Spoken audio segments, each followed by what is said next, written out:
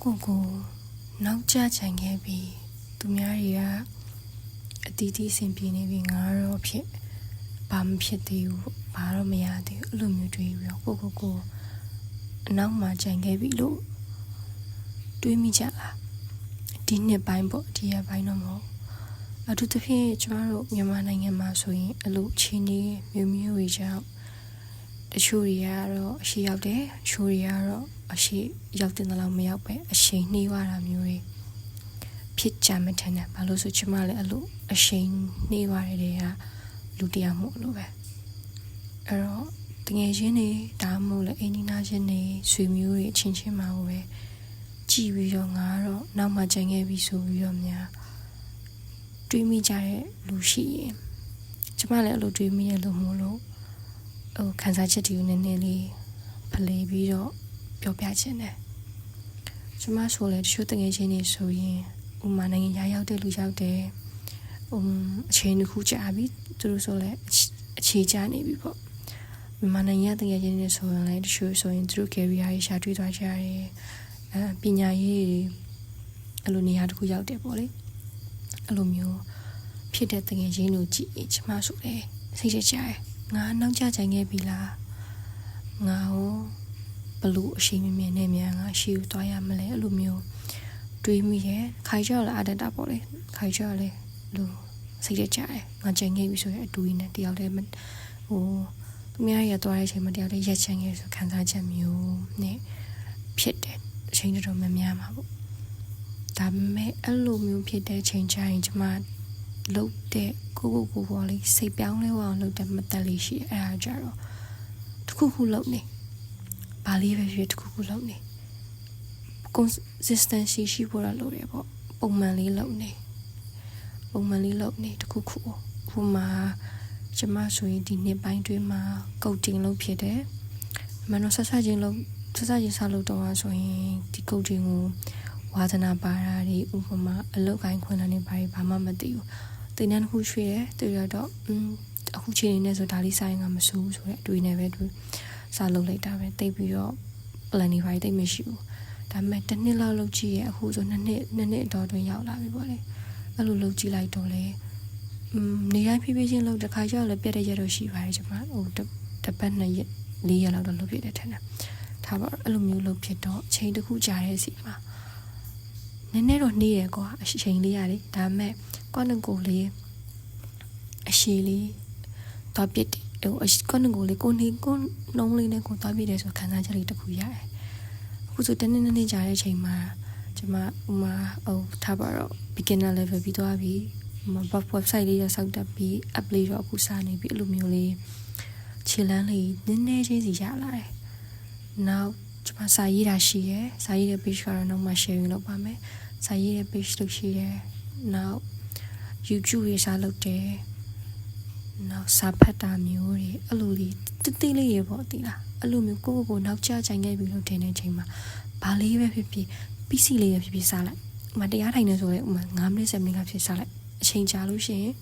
တရားထိုင်တာများရင်ကိုစိတ်ကလေးကတစ်ခုခုထူခြားလာလိမ့်မယ်တူတက်လာလိမ့်မယ်အဲ့လိုမျိုးရှိလာမယ်ဒါမှမဟုတ်စာရေးတာဝါသနာဖို့စာရေးတာတချို့ကျတော့လေမလက်မှုပညာဝါသနာပိုင်းလို့ဆိုချီထိုးတာမျိုးဆိုအချိန်တစ်ခုကြာလို့ရှိရင်ဒါလေးကတော့တဲ့သူလေးကွာမှတ်တိုင်လေးတော့တဲ့သူလေးဖြစ်လာလိမ့်မယ်အဲ့လိုပေါ့ကေကူကများနောက်ကျကြိုင်ခဲ့တာမျိုးခံစားနေလို့ရှိရင်တခုခုစားလုပ်လိုက်ပါတိလေးပဲဖြစ်ဖြစ်ဘာလေးပဲဖြစ်ဖြစ်စားလုပ်လိုက်ပါအကယ်၍အဲ့စားလုပ်တဲ့အရာကိုကြိုက်တယ်ဆိုလို့ရှိရင်ဒါကိုယ့်ရဲ့ career ဒါမှမဟုတ်ကိုယ့်ရဲ့အခွင့်အလမ်းခြေလမ်းတစ်ခုမှတ်တိုင်တစ်ခုဖြစ်လာလိမ့်မယ်ဒါမှမဟုတ်ကိုအဲ့လို random စားလိုက်တဲ့အရာကကိုနဲ့မကိုက်ဘူးဆိုတာသိတဲ့အခါကျရင်ကိုကငါဒါတော့ငါမကြိုက်ပါလားငါနဲ့တိတ်မကိုက်ဘူးဆိုတဲ့ဟာတစ်ခုခုသိလာလိမ့်မယ်ဆိုတော့ကိုမကြိုက်တဲ့ဟာကိုသိလို့ရှိရင်တဖြည်းဖြည်းနဲ့ကိုကြိုက်တဲ့ဟာတွေရှာတွေ့သွားလိမ့်မယ်အဲ့လိုလေးစားလုပ်ကြည့်မတစ်ခုရှိတာကတော့ဇက်တိုက်လုပ်ဖို့လည်းလိုတယ်ဇက်တိုက်လေ့လာဖို့လည်းလိုတယ်ဇက်တိုက်လုပ်တဲ့ဆိုတဲ့နေရာမှာလည်းတစ်ပတ်ကို9ရက်လုံးကြီးကွာလုံးဝတစ်ရက်မှမပြတ်ဘဲနဲ့လိုက်လုပ်ရမယ်လို့လိုက်လုပ်နိုင်မယ်လုပ်ရမယ်လို့မဆိုလို့ဘူးလုံးဝရမတော့ဘူးပဲလို့လားဥမာတစ်ပတ်မှာ4ရက်လောက်ပဲလုပ်ပြတယ်ဆိုရင်တော့ဒါမစိုးအခြေအနေကောင်းတယ်ဒါပေမဲ့ကိုကလုံးဝကြီးတစ်ပတ်လောက် တပတ်မဟုတ်နှစ်ပတ်စတိုက်လုပ်တယ်ဒါမဲ့တလားလောက်နားရဲဆိုရင်ဒါကအချိန်ရော့သွားပြီပြန်စားဖို့လဲကိုကပြင်းသွားလိမ့်မယ်လို့ထင်တယ်အဲ့လိုတော့လုံးဝမရက်လိုက်တဲ့ဘာလေးပဲဖြစ်ဖြစ်ပေါ့လေနားလို့ရတယ်တူတော့လုံးဝမရက်လိုက်ပါနဲ့တခုခုလေးတော့လုံနေပါစတိုက်လေးလုံနေပါတဖြည်းဖြည်းနဲ့ကိုယ့်ရဲ့လမ်းကြောင်းတစ်ခုကိုရှာတွေ့သွားပါလိမ့်မယ်နောက်တစ်ခုကဒါကိုနားထောင်နေမှာဘာသာရေးပိုင်းတော့ကျွန်မ sorry ပါတော့sorry ပါလို့ပြောချင်ပါတယ်အကယ်၍ဗုဒ္ဓဘာသာရေးဆိုလို့ရှိရင်ကျွန်မတို့ကံကန်းကျိုးယုံကြည်ရဟုတ်ဆိုတော့တစ်ချိန်မှာကိုကကောင်းတာကြီးလုပ်နေတစ်ချိန်မှာကိုယ့်အတွက်အတိတ်ကပဲဖြစ်စီပြစ္ဆုတ်ပါမယ်ဖြစ်စီကိုလုပ်နေတဲ့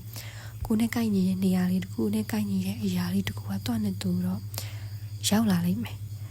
ဒါပေမဲ့အဲ့လိုရောက်လာဖို့ငုံတုတ်ကြီးထိုင်ပြီးစောင့်နေတာမျိုးတော့အဆင်မပြေဘူးပေါ့ခုနပြောသလိုကိုဝါသနာပါလေးတွေကိုပစ္စည်းလောက်တာပဲဖြစ်စီ random တွေ့ရအောင်လောက်တာပဲဖြစ်စီအဲ့လိုလေးနဲ့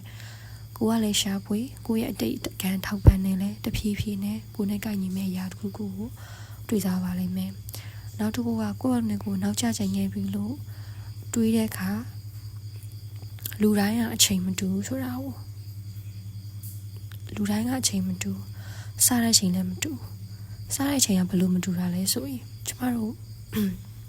မွေးဖွားလာတဲ့မိဘတွေကစားမတူဘူးလေဟုတ်တယ်ဟုတ်နေရာမတူမွေးဖွားလာတဲ့မိဘမတူ background တွေမတူအကယ်၍ထားပါတော့ကိုကမောင်နှမချင်းတမိသားစုချင်းမှာဝင်ခွဲအဲ့လိုမျိုးဖြစ်နေရင်တော့မှကျမတို့အနေနဲ့မွေးဖွားလာတဲ့ IQ တွေမတူကြောက်တဲ့ကြောင့်ငြိမ်ညံတွေမတူကြောက်တဲ့ကြောင့်အရေးချင်းတွေမတူကြောက်တဲ့ကြောင့်စိတ်နေစိတ်ထားတွေမတူဆိုတော့မတူချင်းကိုလက်ခံရမယ်။ तू ကတော့ဒါရတယ်ငါဘာဖြစ်လို့မရမှာလဲ။အဲ့လိုစိတ်ကလည်းကွာဟို positive ဘက်နဲ့ပြိုင်ဆိုင်တာဆိုရင်တော့အဆင်ပြေတယ်။ဒါပေမဲ့ကိုကအရင်ရှင်ပြီးတော့ကိုအပြစ်တွေတင်နေလို့ရှိရင်တော့အဲ့လိုဟာမျိုးဆိုရင်တော့ကိုစိတ်ကိုအရင်ထိခိုက်နိုင်တယ်။ဆိုတော့သူများနဲ့လိုက်မရှင်ပါနဲ့လူတိုင်းကမတူညီချင်းတွေနဲ့မွေးဖွားလာတာပါ background တွေမတူပါဘူးကျမတို့မိသားစုတွေမတူမွေးရနေရတွေမတူအဲ့လိုမတူတာတွေကိုလက်ခံမှုကြိုးစားပါလက်ခံရင်းနဲ့ပဲတခုခုလုပ်ရင်းနဲ့ပဲ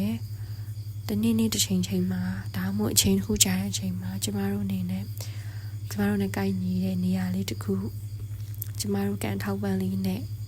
ကောင်းတော့ကန်လေးတွေရောက်လာပြီးတော့မှကျမတို့တဲ့ကောင်းတဲ့နေရာလေးတက်တော်တဲ့နေရာလေးတက်တော်တဲ့ career အဲ့လိုမျိုးနေရာလေးကိုရှာတွေ့သွားမယ်လို့ကျမအနေနဲ့ယုံကြည်တယ်ကျမ grind လို့လိုမျိုးတစ်ဖြည်းဖြည်းချင်းနဲ့ကြိုးစားနေတယ်ဘယ်သူမှပြည့်စုံတယ်ဆိုတာမရှိပါဘူးဘယ်သူမှ perfect ဖြစ်တယ်ဆိုတာမရှိဘူးဆိုတော့အခုနားထောင်နေတဲ့လူတွေလည်းဒါလေးနားထောင်ပြီးတော့နည်းနည်းလေးပဲဖြစ်ဖြစ်ပေါ့လေစိတ်တခုံအားလေးရသွားမယ်ဒါမှမဟုတ်လို့ရှင်လဲငါလိုမျိုး